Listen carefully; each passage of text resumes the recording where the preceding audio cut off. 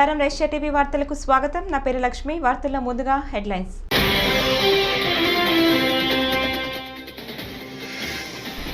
చంద్రబాబుని నమ్మడం అంటే కొండచెలవ నోట్లో తల పెట్టినట్లేనని చోడవరం కొత్తూరు సభలో సీఎం జగన్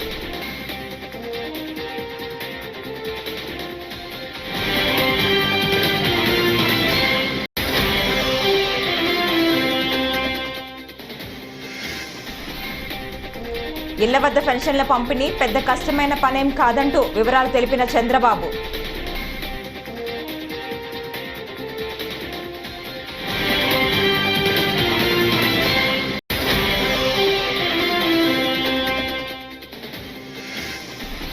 పాత మేనిఫెస్టోలో ఇచ్చిన హామీలు నిలబెట్టుకోలేదని ఇప్పుడు కొత్తదాన్ని ప్రజలు ఎలా నమ్మాలని సీఎం జగన్ అంటూ వైఎస్ షర్మిల వ్యంగ్యం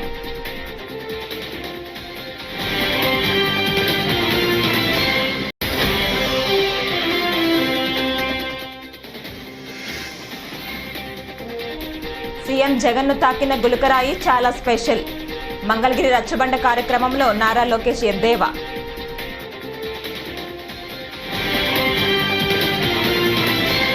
వార్తల్లో ముందుగా చంద్రబాబుని నమ్మడం అంటే కొండచెలవ నోట్లో తలపెట్టినట్లేనని రాష్ట్ర ముఖ్యమంత్రి వైఎస్ జగన్మోహన్ రెడ్డి అన్నారు. జరగబోయే ఎన్నికలు ప్రజాప్రతినిధులు ఎన్నుకునేవి మాత్రమే కాదు, ఇంటింటి అభివృద్ధి పేదల తలరాతల్ని నిర్ణయించబోయే ఎన్నికలనని ప్రతి ఒక్కరూ గుర్తుంచుకోవాలన్నారు. ఎన్నికల ప్రచార బేరీలో భాగంగా రెండో రోజు సోమవారం ఉత్తరాంధ్ర అనకాపల్లి జిల్లా చోడవరం కొత్తూరు జంక్షన్లో నిర్వహించిన ప్రచార సభలో సీఎం జగన్ మాట్లాడారు. జగన్కు ఓటేస్తే పథకాలన్నీ కొనసాగుతాయి, పొరపాటున చంద్రబాబుకి ఓటేస్తే పథకాలన్నీ ఆగిపోతాయి అంటే మళ్లీ మోసపోవడమే. చంద్రబాబు గత చరిత్ర చెబుతున్న సత్యం ఇది. పేదల వ్యతిరేకుల్ని ఓడించేందుకు చోడవరం సిద్ధమా అని పార్టీ శ్రేణుల్ని అభిమాన గణాన్ని ఉద్దేశించి గర్జించారు సీఎం జగన్. మాఫీ అన్ని కూడా మొదటి సంతకంతోనే మాఫీ అన్నాడు. బ్యాంకుల్లో పెట్టిన బంగారాన్ని విడిపిస్తానన్నాడు. బ్యాంకుల్లో పెట్టిన బంగారం రావాలి అనంటే బాబు రావాలి అన్నాడు. నా రైతన్నలు 2014లో ఈ మాటలు నమ్మి చంద్రబాబును ఓటు వేసి గెలిపించారు. ఏమైంది మళ్ళా? ఏమైందక్క తర్వాత? ఏమైందన్నా తర్వాత? గోవింద గోవింద.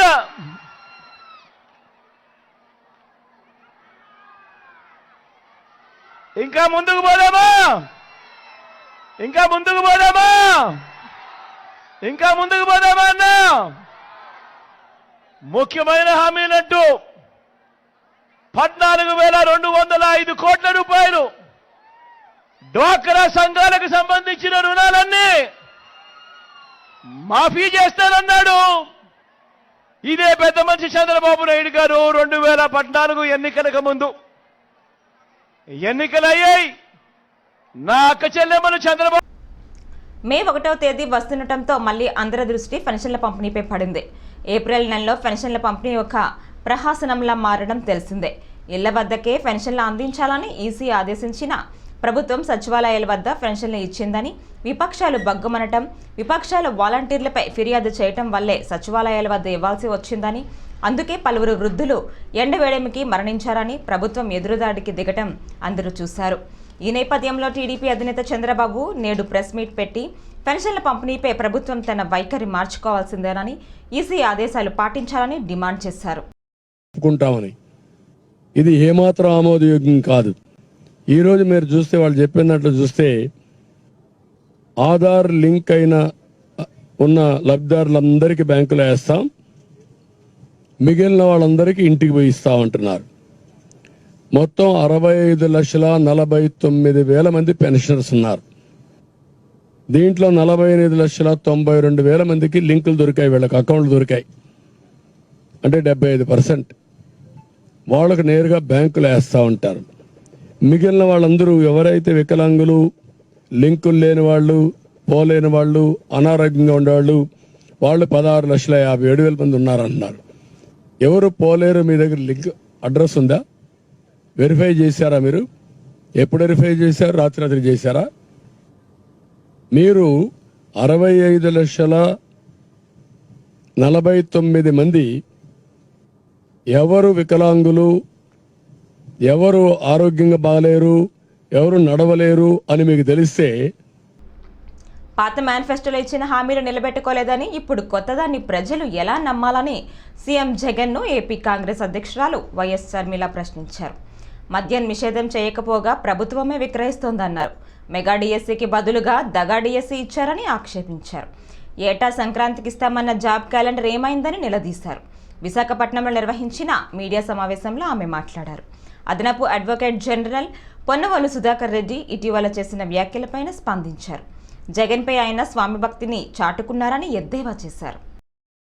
తీసుకొస్తామని చెప్పిన మీరు ఇప్పుడు మళ్ళీ ఇంకొక మేనిఫెస్టో రిలీజ్ చేస్తున్నారు. మరి పోయిన మేనిఫెస్టో కథ ఏమిటి?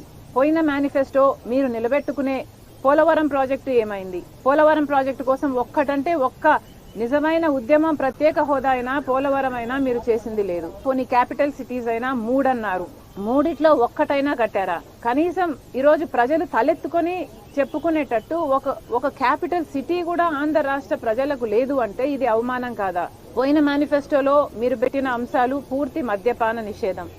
మరి పూర్తి మద్యపాన నిషేధం మీరు ఎందుకు చేయలేదు? మద్యపాన నిషేధం చెయ్యకపోగా ప్రపంచంలో ఎక్కడా లేని విధంగా ఎవరు అమ్మని బ్రాండ్లు మీరు మాత్రమే తయారు చేసి నాసిరకం మందు అమ్మి కల్తీ మందుతో, కల్తీ సారాతో ఈరోజు ఎంతమంది ప్రజలు నష్టపోతున్నారు, వాళ్ళ హెల్త్ ఎఫెక్ట్ అవుతుంది. మన రాష్ట్రంలో 25% మంది ఎక్కువ ఈ మద్యం తాగి లివరు, కిడ్నీలు చెడిపోయి చచ్చిపోతున్నారు. మరి వీటన్నిటికీ ఎవరు సమాధానం చెప్పాలి? జాబ్ క్యాలెండర్ గురించి పోయిన మేనిఫెస్టోలో మీరు చెప్పిన అంశము ప్రతి జనవరిలో ఆంధ్రప్రదేశ్ ముఖ్యమంత్రి వైఎస్ జగన్ అద్భుతమైన నటుడని, సినిమాల్లో నటిస్తే ఆయనకు భాస్కర్ అవార్డు ఖచ్చితంగా వస్తుందని టీడీపీ జాతీయ ప్రధాన కార్యదర్శి నారా లోకేష్ ఎద్దేవా చేశారు. ఈ మేరకు ఆదివారం మంగళగిరి మండలంలోని నీరుకొండలో యువనేత రచ్చబండ కార్యక్రమం నిర్వహించారు. ఈ కార్యక్రమంలో మాట్లాడుతూ జగన్ నటన గురించి రాజమౌళికి ఫోన్ చేసి చెప్తానని, భాస్కర్ అవార్డు అందుకునే స్థాయిలో నటిస్తున్న జగన్తో ఓ సినిమా చేయాలని కోరతానని అన్నాడు. దీంతో అక్కడున్న జనంలో నవ్వులు విరిశాయి. జగన్ను తాకిన ఆ గులకరాయికి మ్యాజిక్ వచ్చని వ్యంగ్యంగా విమర్శించారు. ఎవరిని ఆఫ్రికాని ఆదర్శంగా తీసుకుంటారో తల్లి? జగన్మోహన్ రెడ్డి గారు ఆఫ్రికాని ఆదర్శంగా తీసుకుంటాడు. 3 ముక్కలు ఆటలు ఆడతా మొదలుపెట్టాడు. అట్లానే కర్నూలు ఏమైనా చేశాడా? లేదు. అమరావతిని సర్వనాశనం చేశాడు. విశాఖపట్నంలో భూ కుంభకోణాలు తప్ప అక్కడ ఒక్క అభివృద్ధి కార్యక్రమం చేయలేదు. ఎంత బాధ వస్తుందంటే 3 రాజధాని బిల్లుకి ఓటేసిన మొదటి వ్యక్తి ఆళ్ల రామకృష్ణారెడ్డి గారు. అందుకే ముద్దుగా కరకట్ట కమలాసనం పేరు పెట్టారు. అద్భుతం నటుడు తెలియని ఆయన నటనకి వాస్తవ సినిమాలోకి వచ్చి ఉంటే బ్రహ్మానందం గారు పోటీ పడేవాడు. ఆయన రేపు వస్తాడు గ్రామానికి, ఆయన రాకపోయినా చెల్లెమ్మని పంపిస్తాడు. మీరందరూ అడగాలి. పిఠాపురంలో పవన్ కళ్యాణ్ ఓడించేందుకు ప్రత్యర్థులు కడప నుంచి రౌడీలను దింపుతున్నారంటూ ఆరోపిస్తున్న మెగా బ్రదర్ నాగబాబు తాజాగా జనసేన ప్రత్యర్థులకు మరో వార్నింగ్ ఇచ్చారు. సామాన్యులపై కూడా బెదిరింపులు వస్తున్నాయన్నా ఆయన ఇలాంటి వారిని ఎలా ఎదుర్కోవాలో తమకు తెలుసని తెలిపారు. స్వతంత్ర అభ్యర్థిగా నామినేషన్ వేసిన గీత అనే మహిళకు కడప నుంచి ఓ వ్యక్తి ఫోన్ చేసి బెదిరించాడంటూ ఆయన ఓ ఫోన్ కాల్ రికార్డును షేర్ చేశారు. ఈ ఆడియోలో అవతల వ్యక్తి గీతను పవన్ మాటలు వినొద్దనటం, ఆమె తాను స్వతంత్ర అభ్యర్థిగా వేశానని చెప్పటం వినొచ్చు. పిఠాపురంలోకి కడప నుంచి గూండాలను దింపుతున్నారన్నాడికి ఇదో నిదర్శనమని నాగబాబు అన్నారు. అందరికీ నమస్కారం. ఈరోజు అంటే మొన్న నామినేషన్ రోజు పిఠాపురంలో చాలా మంది ఇండిపెండెంట్లు క్యాండిడేట్స్ వేశారు. అందులో గీత అనే ఒక ఆవిడ వేసింది. ఆవిడని బెదిరిస్తూ కడప నుంచి ఒక లెక్చరర్ అంటే ఎవడో ఆవిడ బెదిరిస్తూ ఇండైరెక్ట్ గా బెదిరిస్తూ ఒక కాల్ చేశాడు. ఒకసారి అది మీరు వినండి, దీని తర్వాత మాట్లాడుకుందాం. హలో, చెప్పండి. గీతా భవాని గారా? మేము కడప నుంచి ప్రొఫెసర్ మాట్లాడుతున్నా, రాజగోపాల్ రెడ్డి. చెప్పండి సార్. మీరు నిన్న నామినేషన్ వేసినారు మీరే కదా? అవునండి. అవునా? కాదమ్మా, ఒకటి గుర్తు పెట్టుకో, ఎవరైనా సరే పవన్ కళ్యాణ్ మాటలు విని నష్టపోకూడదు. ఎవరు బాగా పనిచేస్తారు, ఇప్పుడు వంగా గీత గారు ఎవరే అండి ఈ కాలంలో టెక్నాలజీ పెరిగిపోయింది. మేము ఒకే జనసేన వేసామని ఎవరు చెప్పారండి? మేము ఇండిపెండెంట్ జనసేన వేసాం. కాదు, జనసేన కాదు, ఇండిపెండెంట్ గానే నేను అనింది. అంటే ప్రజాస్వామ్యంలో ఎవరికైనా వేసే హక్కు ఉందిలేండి, కానీ అట్లా కాదు. మరి మీ లాయరు అతని లాయరు ఒకే రకంగా ఒకేరే కదమ్మా. ఏమో తెలియదండి, అవి నాకు తెలీదు. ఏం కాదు, మీరు వంగ కడప గీత నుంచి గారు. నాకు ఫోన్ చేశారు ఎందుకండి? అట్లా మేము కాదు. నగ్గుతాము నగ్గపోవడం తర్వాత విషయం. మీరు అలా ఫోన్ చేయకూడదు కదా ఫోన్ లేడీస్ కి. అంటే నేను బెదిరించడం కాదు, నేను ఒక లెక్చరర్నే, నేను మీరు బెదిరియా. నేను already నాకు ఏమంటున్నానంటే already చాలా కాల్స్ వస్తున్నాయి. కాదమ్మా, నేను అనేది ఏంటంటే నేను అమ్మ అంటున్నా చూడు, నేను అనేది ఏంటంటే ఇప్పుడు నేను అనేది ప్రజాస్వామ్యంలో ఎవరైనా పోటీ చేయొచ్చు, ఇది మన డెమోక్రటిక్ కంట్రీ ఇది. కానీ నేను అనేది అంటే ఇంటెన్షనల్ గా పోటీ చేయకూడదు అంటున్నా.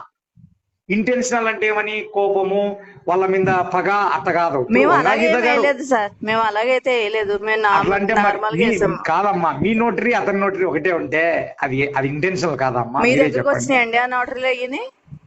మా దగ్గర ఉన్నాయి. మేమేమనుకుంటున్నాం, మాది ఐటీ వింగ్ అమ్మా, మాది ఒక సెల్, మాది ఐటీ వింగ్. అంటే ఒక పార్టీలో ఐటీ వింగ్ అంటే ఏపీ సీఎం జగన్ నిన్న వైసీపీ మేనిఫెస్టో విడుదల చేయగా దానిపై రాష్ట్ర ప్రభుత్వ సలహాదారు సజ్జల రామకృష్ణారెడ్డి మీడియా సమావేశం ఏర్పాటు చేసి వివరణ ఇచ్చారు.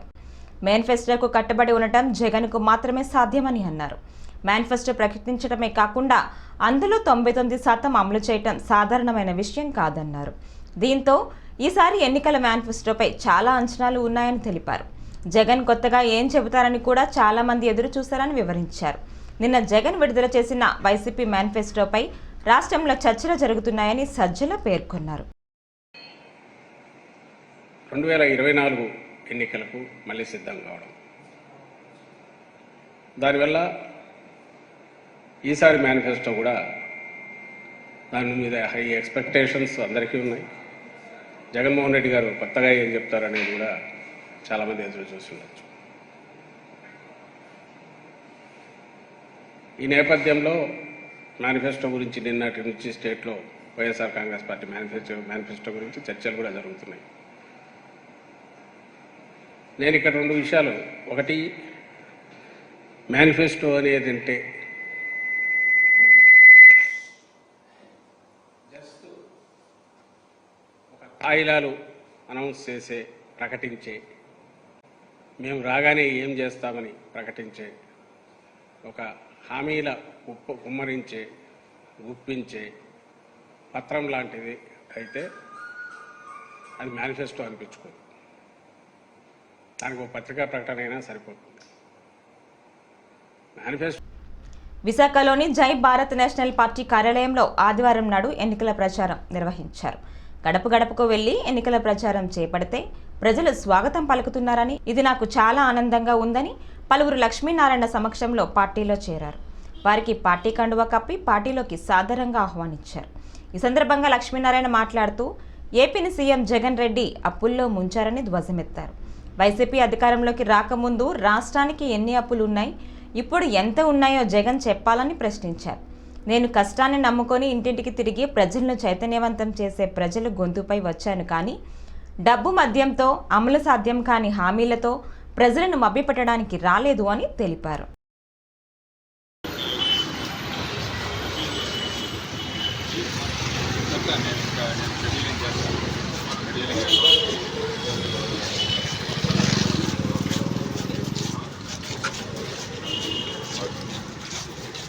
చూస్తాను, నేను చెప్తాను, షెడ్యూలింగ్ చేస్తాను.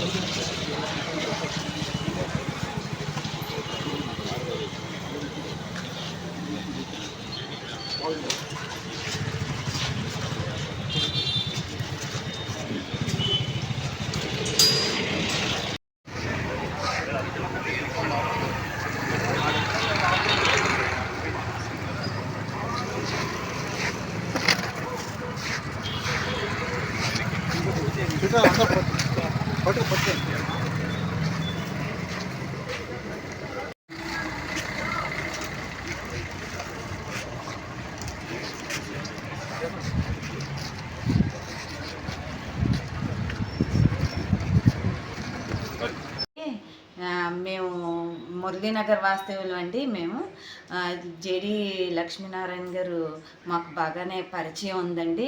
మేము 3-4 సార్లు కలిసాం ఆయన్ని. మాకు రైతు సంఘంలో సపోర్టింగ్గా వచ్చారండి. ఆయన చాలా మంచిగా మాకు సపోర్ట్ చేశారండి. పిల్లలు చదువుకోవాలంటే ఇలా చదువుకున్న పోలీస్ ఆఫీసర్ లాగా ఉండాలి, అలాంటి వాళ్ళు అయితేనే మనకి దేశానికి మనకి ఉపయోగపడతారు.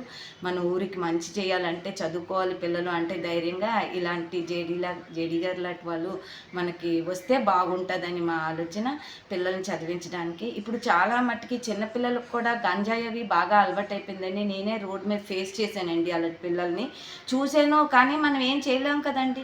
అలాంటి వాళ్ళు నేను చాలామందికి తటస్థపడ్డారు. నేను కూడా చాలామందికి చెప్పాను, మార్చాలని చెప్పాను. కానీ మరి మాకు అంత సపోర్ట్ ఎక్కడ దొరుకుతుంది? ఇలాంటి ఆంధ్రప్రదేశ్లో బాణుడు బగబగలే కాదు, పొలిటికల్ సెగలు కూడా పెరిగిపోతున్నాయి. ఆయా పార్టీల నేతల మాటలతో హీట్ పుట్టిస్తున్నారు. మే 13వ తేదీన లోక్సభ ఎన్నికలతో పాటు ఆంధ్రప్రదేశ్ అసెంబ్లీ నియోజకవర్గాలకు కూడా పోలింగ్ జరుగుతున్న నేపథ్యంలో పొలిటికల్ లీడర్స్ తమ ప్రచారాన్ని ఉధృతం చేశారు.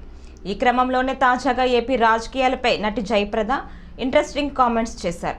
తిరుమల శ్రీవారిని దర్శించుకునే ఆమె పనిలో పనిగా ఆంధ్ర రాజకీయాలపై తన మనసులోని మాటను వెలిబుచ్చారు.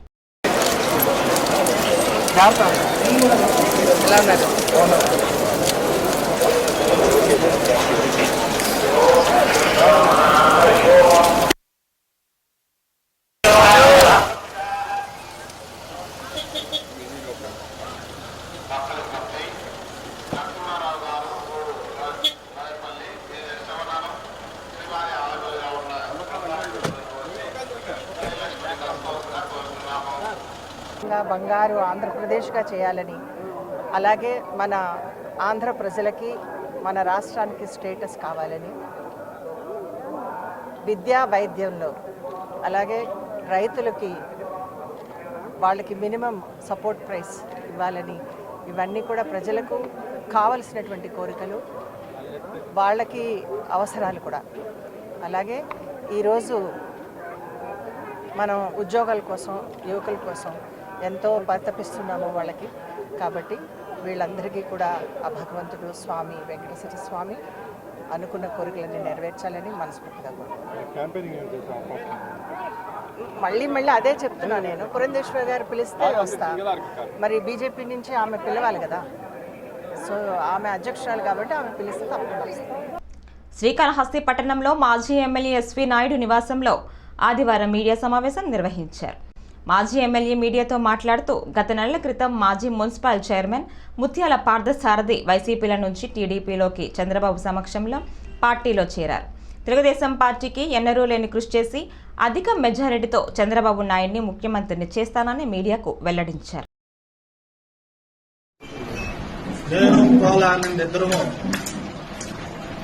సమక్షంలోనే మాట్లాడించి సారథి విషయాన్ని గురించి మాట్లాడడం జరిగింది. అక్కడ ఉండేటటువంటి భరద్వాజ కాలనీ, తుఫాన్ సెంటర్, లోబావి ఏరియా అంతా కూడా అప్పుడు నేనే సుమారు 200-250 ఇళ్లు ఇవ్వడం, వాళ్ళకి ఒక్కొక్క ఇంటికి 1 యూనిట్ మెటల్ స్లాబ్కి సరిపోయేటట్టు కూడా నేను ఇవ్వడం జరిగింది. దాన్ని సారథి దగ్గరుండి అవంతా కూడా దాన్ని కట్టించడం, మరి అదే విధంగా అంటే లోకల్ గా అక్కడ ఉండే నాయకుడు కాబట్టి కట్టించడం జరిగింది. కౌన్సిలర్ గా కూడా ఆ రోడ్లు కూడా మా దిలీప్ పోయింటి వేసేటప్పుడు సారథి కౌన్సిలర్ గా దగ్గరుండే అవన్నీ కూడా చేయడం జరిగింది. కాబట్టి ఇప్పుడు అక్కడ మనకు ఆ వార్డుకి ముఖ్యంగా కావాలి కాబట్టి రాజకీయాల్లో చిన్న వస్తుంటాయి. అందరం అలిగినోళ్ళమే, అందరం ఒకసారి అటు ఇటుగా పోయినోళ్ళమే, అందరూ మళ్ళీ తిరిగి పార్టీలోకి వస్తూ ఉంటారు. ఇది పెద్ద నాయకులు మొదలుకొని అందరికీ. మే 10వ తేదీన జరిగే సింహాచలం శ్రీ వరహాలక్ష్మీ నరసింహవారి నిజ రూప దర్శనం భక్తులు వీక్షించుటకు అవసరమగు ఏర్పాట్లను కలెక్టర్ మల్లికార్జున ఆధ్వర్యంలో కమిషనర్ ఆఫ్ పోలీస్ మరియు జాయింట్ కలెక్టర్ జీవీఎంసీ కమిషనర్ కార్యనిర్వహణాధికారులతో కలిసి ఏర్పాట్లపై చర్చించారు.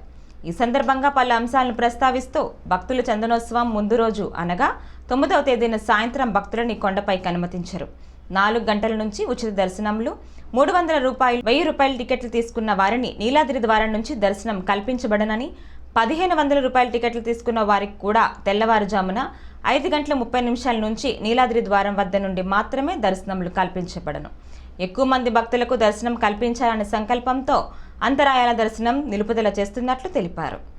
1500 రూపాయలు, 1000 రూపాయలు టికెట్లు తీసుకున్న వారికి 40 మినీ బస్సులు ఏర్పాటు చేస్తున్నట్లు తెలిపారు.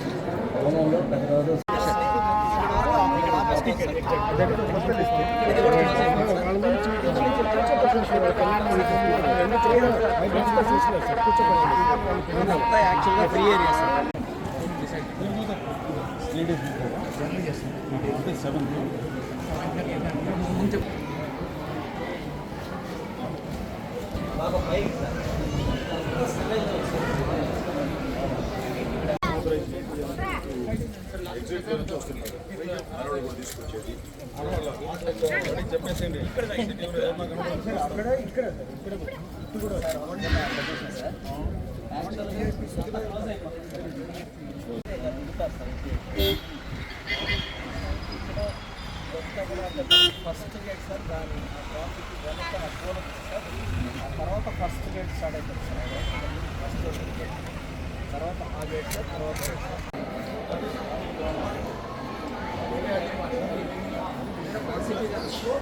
అని డైరెక్ట్గా తీసుకెళ్ళిపోతుంది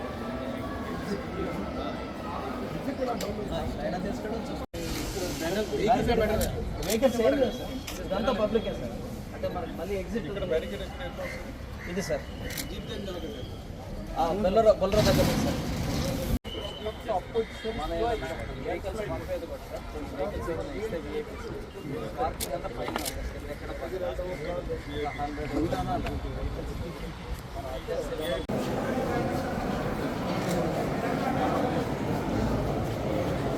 ఇది కూడా క్లోజ్ అయిపోయింది సార్ కమాండ్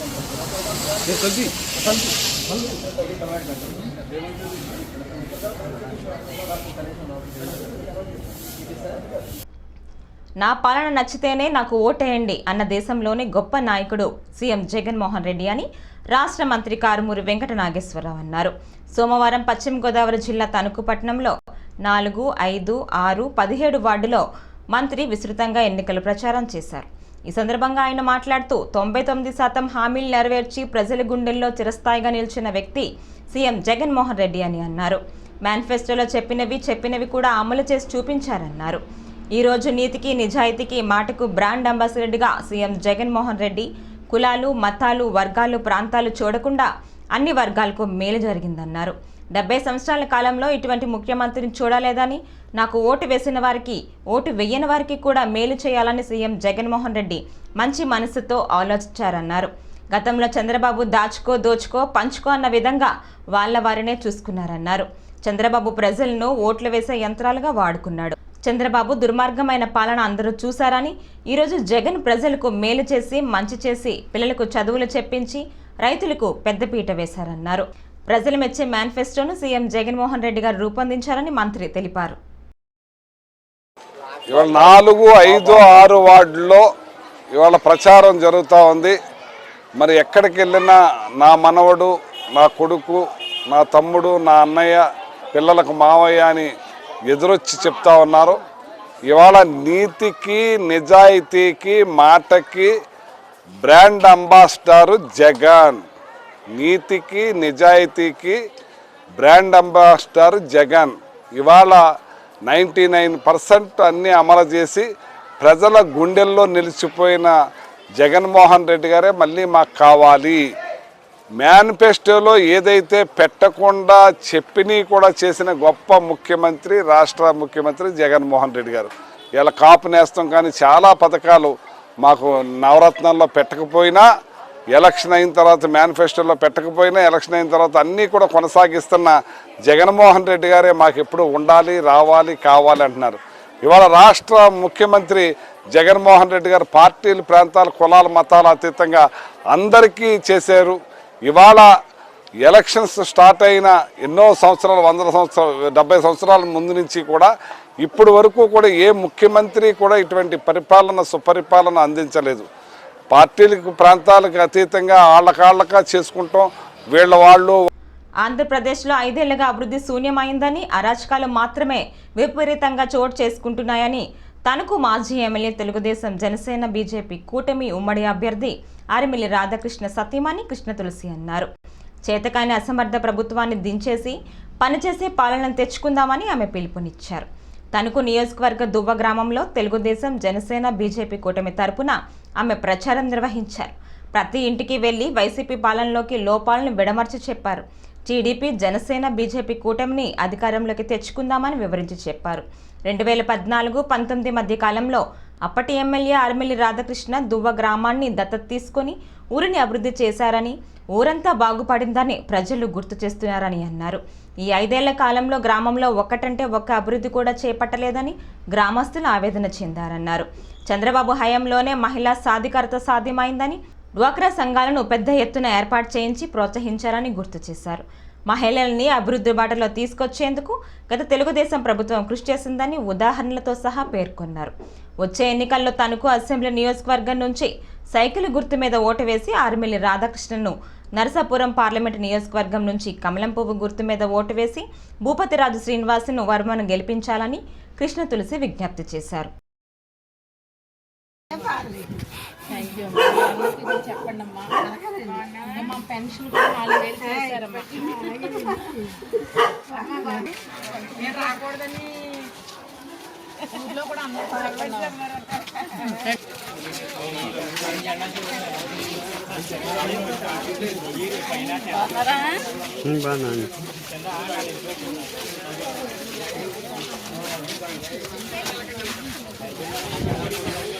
చంద్రబాబు నాయుడు గారి నాయకత్వంలోనే మహిళా సాధికారత అనేది వచ్చింది అని ప్రజలంతా కూడా గుర్తించారు. డ్వాక్రా సంఘాలు కూడా పెద్ద ఎత్తున తరలి వస్తున్నాయి. ఎందుకంటే డ్వాక్రా సంఘాలను నిర్మించింది చంద్రబాబు నాయుడు గారు. మరి అది ప్రజలంతా కూడా గుర్తిస్తున్నారు, మహిళలంతా కూడా గుర్తిస్తున్నారు. అట్లానే మహిళలకి చేయూతనివ్వాలని, మరి మహిళలకి సాయం అందించాలనే ఉద్దేశంతో చంద్రబాబు నాయుడు గారు తీసుకువచ్చినటువంటి మహిళా శక్తి పథకాలు ఏమైతే ఉన్నాయో ఆ పథకాలన్నింటికీ కూడా పెద్ద ఎత్తున ప్రజలంతా కూడా స్వాగతిస్తున్నారు. అవన్నీ కూడా గుర్తించి ఆనందపడుతున్నారు ప్రజలంతా కూడా. మే 13వ తారీఖు ఎప్పుడు వస్తుందా అని ప్రజలంతా కూడా వెయిట్ చేస్తున్నారు. ఎందుకంటే ఈ అవినీతి అరాచక ప్రభుత్వంతో వారంతా కూడా విసిగిపోయి ఉన్నారు. మరి అందరూ కూడా ఒకటే చెప్తున్నారు, ఈ దుర్మార్గపు పాలన మాకు ఇంకా వద్దు, మాకు మంచి ప్రభుత్వాన్ని తీసుకు తెచ్చుకోవాలి. ఈ వార్తలు ఇంతటితో సమాప్తం. నమస్కారం.